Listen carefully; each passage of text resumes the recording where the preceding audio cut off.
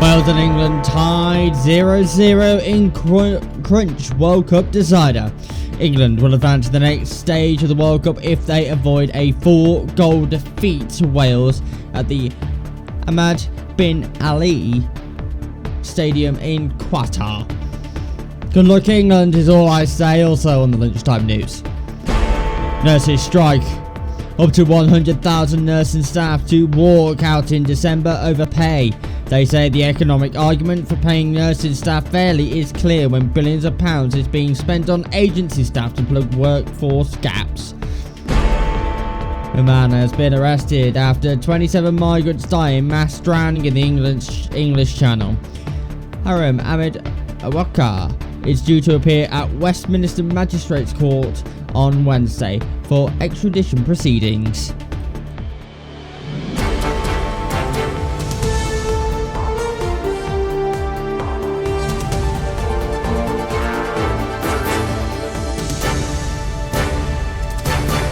This is STV Lunchtime News with Henry Stewart. Good afternoon. England face Wales as teams bid for the place in the last 16 of the tournament. England are currently tied 0-0 against Wales in their crunch final group stage fixture as the teams bid for a place in the World Cup's last 16. The two nations are playing at the Ahmed bin Ali Stadium for the final Group B fixture, with hordes of supporters having made the trip to the stadium and millions more watching back at home. The Three Lions currently top of the group and need just a point to guarantee their progress into the knockout stages, while Wales must win and hope for a favourable result between Iran and the USA. The USA are beating Iran 1-0 at present. Wales were forced into a suspected concussion substitute 10 minutes before half-time after a stinging drive from Marcus Rashford caught Neco Williams flush on the head, with the Nottingham Forest full-black originally playing on. But it did not last much longer, with Connor Roberts replacing him shortly after. Rashford hit an overhead kick that was deflected behind and in a game where with very few clear-cut chances before the sides headed in the level at the break. England boss Gareth Southgate made 4 changes before their clash with Wales, as captain Harry Kane retained his place in the side. The full starting 11 for the England team are Pickford, Walker, Stones, Maguire, Shaw, Henderson, Rice, Bellingham, Rashford, Kane and Foden. Meanwhile, Wales' starting 11 was Ward, N. Williams, Meppen, Broden, B. Davies, Allen, Ampadu, Bale, Ramsey, James and Moore. Captain Gareth Bale, whose career is winding down in the US, and Aaron Ramsey both started for Wales despite suggestions that one or either could be dropped to the bench. All 22 players took the knee ahead of kick-off as Wales joined their English counterparts in the pre-match anti-discrimination stance.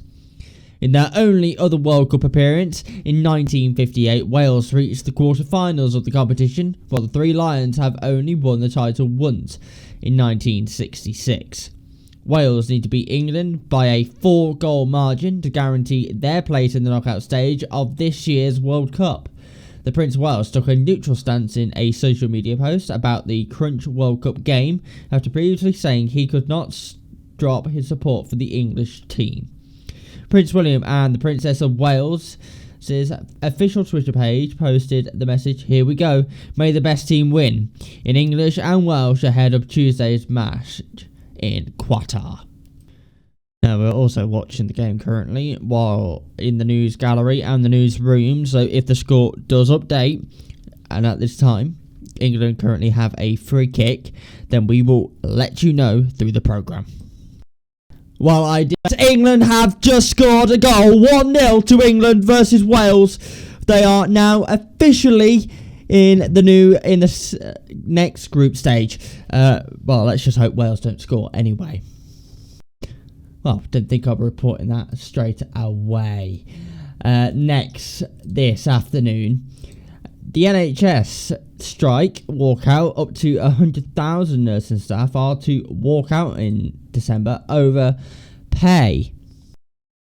Members of the Royal College of Nursing in England, Wales and Northern Ireland will take industrial action on December 15th and 20th, it has been announced.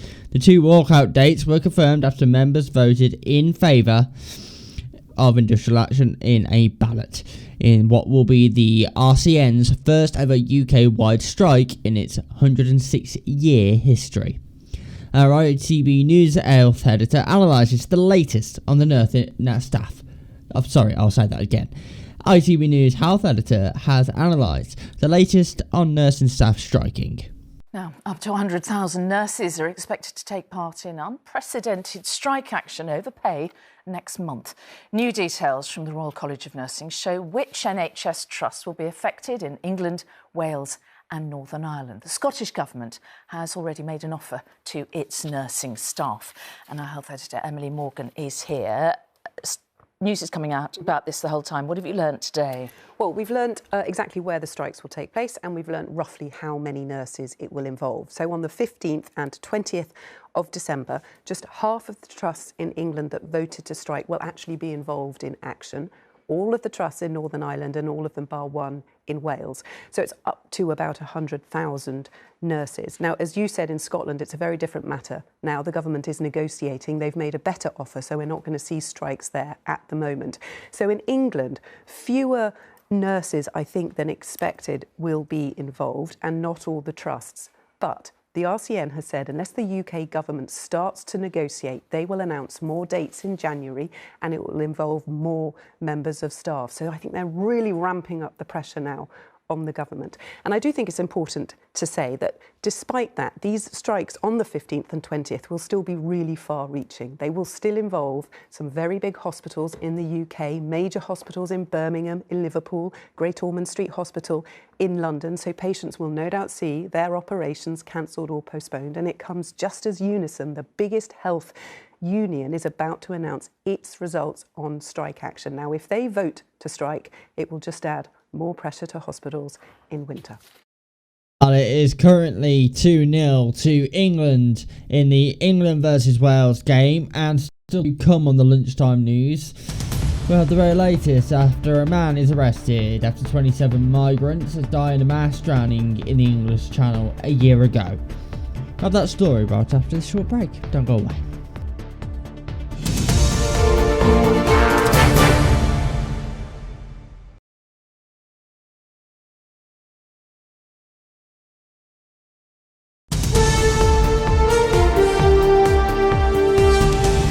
Welcome back. It is currently 3-0 to England in the England versus Wales game. So come on, England, let's bring it home.